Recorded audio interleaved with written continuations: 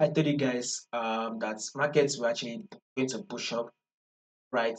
Because we are in a bullish move, right? So if you are yet to subscribe to the channel, be it you are new and you've not yet subscribed, make sure you do also click on the subscribe button. Make sure you like, make sure you share, and also make sure you make your comments, and also follow the Telegram channel so you will not miss out on any single update I'm going to be posting for you guys. You will find the link to the Telegram in the comment section. Now take a look at our trend on USD, AUD USD.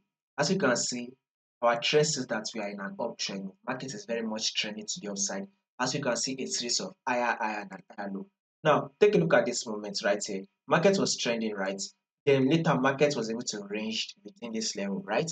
When market ranged within this level, guess what market did? Market eventually broke out of this market, basically breaking out of our resistance.